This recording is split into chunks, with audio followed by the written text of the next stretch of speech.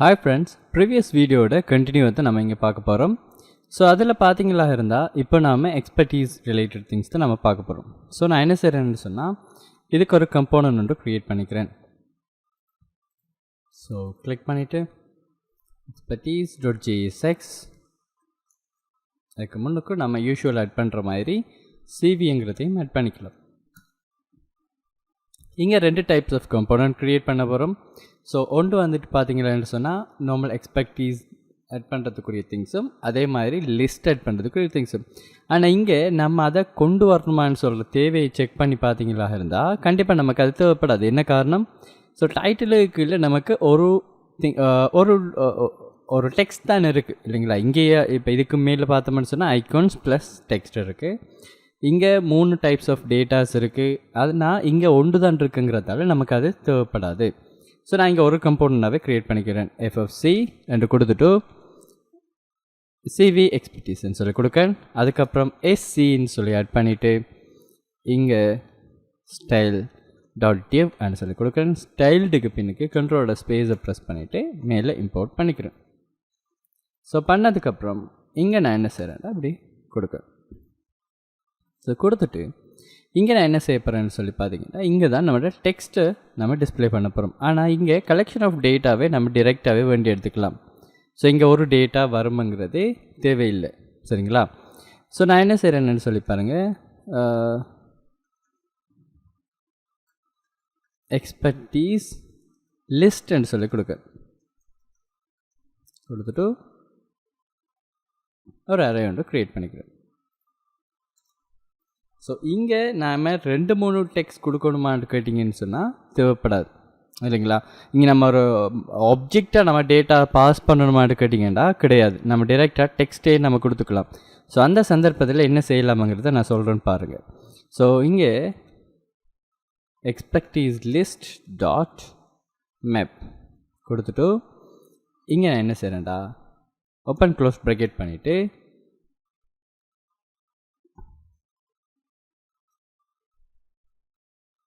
expertise and iterations வேண்டிட்டேன். arrow functionsல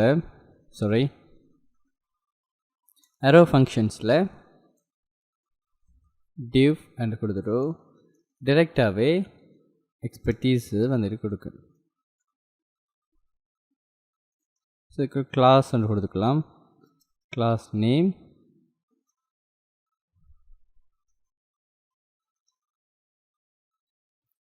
expertise container சொல்லி கொடுத்துக்கலாம்.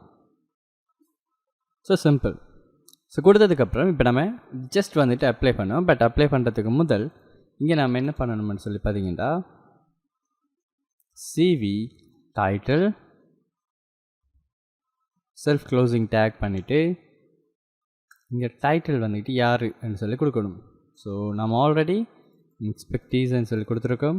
So அதை காப்பி பண்ணிவிட்டு வந்து இங்கே நான் பேஸ்ட் பண்ணிவிடுறேன்.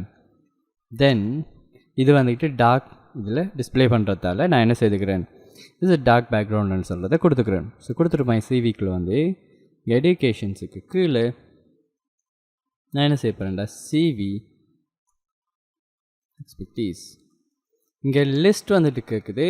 ஸோ லிஸ்ட் வந்துக்கிட்டு நம்மகிட்ட இங்கே க்ரியேட் பண்ணலை. என்ன செய்யணும், நம்மளோட மை சிவி டீட்டெயில் என்று சொல்கிறதுக்கு நம்ம போய்ட்றோம்.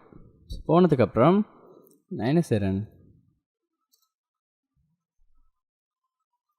ஸோ எக்ஸ்பர்டீஸ் பாக்ஸ் ப்ராக்கெட்டுக்குள்ளே டபுள் கொட்டேஷன்ஸுக்குள்ளே அந்த டெக்ஸ்ட்டை போட்டுக்கிறேன். என்னென்ன எக்ஸ்பர்டீஸாக அவர் இருக்காருங்கிறத. ஏன்னு சொன்னால் அங்கே ஒரு டேட்டா தான் இருக்குது இல்லைங்களா. நிறைய டேட்டா இருக்குன்னு சொன்னால் நம்ம ஒன்றுக்கும் தனித்தனி பேர் இப்படி நம்ம நேம் கொடுத்து இயர் கொடுத்து யூனிவர்சிட்டின்னு சொல்லி கொடுத்து நம்ம செய்துக்கலாம். ஆனால் இங்கே நம்ம அப்படி கொடுக்க தேவைப்படாது. இங்கே நம்ம டைரெக்டாகவே அரேஸுக்குள்ளேயே கொடுத்துக்கிறோம்.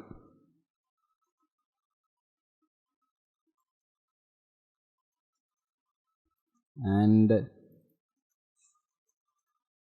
திஸ் கொடுத்தாச்சு. ஸோ கொடுத்ததும் இங்கே நான் என்ன செய்ய போகிறேன்னு சிவி டாட் எக்ஸ்பர்டீஸ் இந்த கொடுத்துறேன். போய் அவுட்புட்டை போய் செக் பண்ணி பார்க்கணும். பாருங்கள் எக்ஸ்பர்டீஸ் வந்துட்டு எனக்கு இங்கே டிஸ்பிளே ஆகக்கூடிய மாதிரி இருக்காது. ஸோ இவரும் வந்துக்கிட்டு நான் என்ன பண்ணுறேன், இந்த கண்டென்ட்டுக்குள்ளேயும் போயிட்டு மார்ஜின் டாப் 50 பிக்சல்ஸ் கொடுத்துக்கலாம். ஸோ பார்த்தீங்கன்னா விறக்க முடியல ஸ்பேசஸ் வந்துடுச்சு. அண்ட் இங்கே டெக்ஸ்ட்ரு ஸ்டைல் வந்து நம்ம கொடுக்கணும். ஸோ நம்ம ஆல்ரெடி இங்கே நம்ம என்ன செஞ்சுருக்கோம்னா டெக்ஸ்ட்ரு ஸ்டைல் கொடுத்து வச்சுருக்கோம். அப்போ நான் அந்த டைப்போகிராஃபியை வந்துட்டு நான் காப்பி பண்ணிட்டு வந்து இங்கே டாட்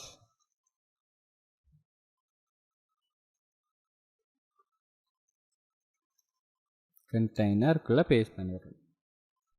ஸோ இப்போ போய் அவுட்புட்டை செக் பண்ணி பார்த்துக்கலாம். ஸோ பாருங்கள் பர்ஃபெக்டாகவே எனக்கு அது ரெடி ஆகிடுச்சு.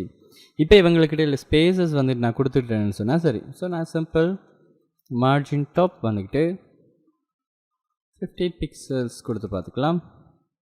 Okay, that's enough. 15 பிக்சல்ஸ் கொடுத்துருக்கேன். இது இல்லாட்டி 20 பிக்சல்ஸ் கொடுக்கலாம்.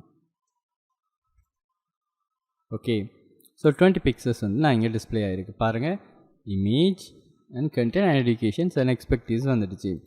ஸோ எக்ஸாக்டாக நான் அதை அப்படியே காப்பி பேஸ்ட் பண்ணுறேன். புரியுதுங்களா? எக்ஸாக்டாக கண்ட்ரோலோட சி கண்ட்ரோலோட வி பண்ணோன்னு இப்படி காப்பி பேஸ்ட் ஆகிடுச்சு. நான் இவர் என்ன செய்கிறேன்டா ரீநேம் பண்ணுறேன். ஏன் ரீநேம் பண்ணுறேன்னு சொன்னால் எக்ஸாக்டாக அதே ஸ்டைல் தான் வரப்போகுது, பட் லாங்குவேஜ்ன்ட்டு வரப்போகுது.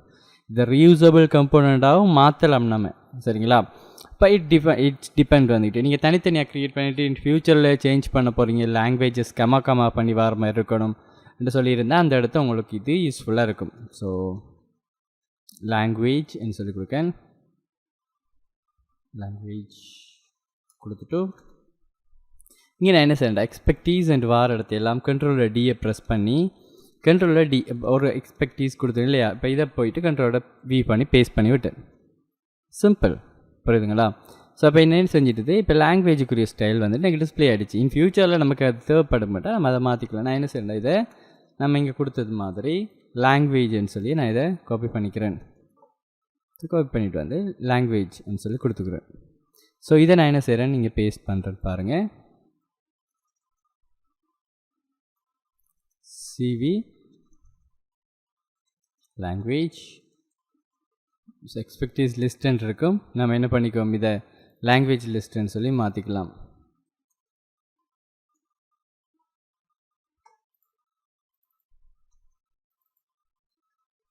லாங்குவேஜ் லிஸ்ட்ன்னு சொல்லி கொடுத்துக்கலாம்.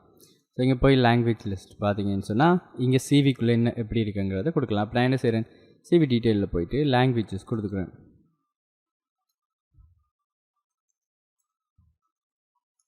இங்கேயும் பாக்ஸ் ப்ராக்கெட்டுக்குள்ளே தமிழ் அண்ட் இங்கிலீஷ், வேறு ஸ்பானிஷ், ஸோ சம்திங் நீங்கள் என்ன செய்துக்கலாம் கொடுக்கலாம். So what ever you want நீங்கள் என்ன செய்துக்கலாம். இங்கிலீஷ் நம்ம அதே இதில் English and Tamil. Okay, fine. So கொடுத்துட்டு இப்போ நான் என்ன செய்துக்கிறேன், நீங்கள் சிவி டாட் லாங்குவேஜ். ஓகேங்களா? ஸோ கொடுத்துட்டு இப்போ போய் பார்த்தீங்கன்னு சொன்னால் லாங்குவேஜ் அண்ட் அதே மாதிரி நமக்கு என்ன செஞ்சுருக்கோம், டிஸ்பிளே இருக்கும். ஸோ எந்த இஷ்யூவும் இல்லாமல் நம்ம என்ன செய்துட்டோம்னு சொன்னால் இந்த எல்லா கண்டென்ட்டுமே வந்துட்டு நம்ம இப்போ அப்ளை பண்ணக்கூடிய மாதிரி போயிடுச்சு. ஸோ இதையும் நம்ம என்ன செய்துக்கலாம்னு சொல்லி பார்த்தீங்கன்னு சொன்னால் தேவையான மாதிரி நம்ம இங்கே ஃபார் எக்ஸாம்பிள் வந்துக்கிட்டு இப்போ லாங்குவேஜஸில் இப்போ வேறு ஒன்று ஆட் பண்ணுற மட்டும் வைங்களேன். For example Sinhala I don't know spelling. Okay, பாருங்கள் நான் கொடுத்ததும் இங்கே அது ஆட் ஆகிடுச்சு. புரியுதுங்களா? ஸோ இப்படி நம்ம என்ன செய்துக்கலாம்னா நமக்கு தேவையான மாதிரி நம்ம இங்கே ஆட் பண்ணக்கூடிய மாதிரி இருக்கும். ஸோ கண்டினியூவாக இந்த வீடியோஸை பாருங்கள். நம்ம நெக்ஸ்ட் வீடியோவில் வந்துட்டு இங்கே நம்ம இன்னொரு கண்டென்ட் ஆட் பண்ணுற ரிலேட்டட், அதாவது என்ன மாதிரி நம்ம இந்த டைட்டில் ஆட் பண்ணிக்கலாமுங்கிற ரிலேட்டடாக நம்ம பார்ப்போம். தேங்க்ஸ் ஃபார் வாட்சிங். நெக்ஸ்ட் வீடியோவில் பார்க்கலாம்.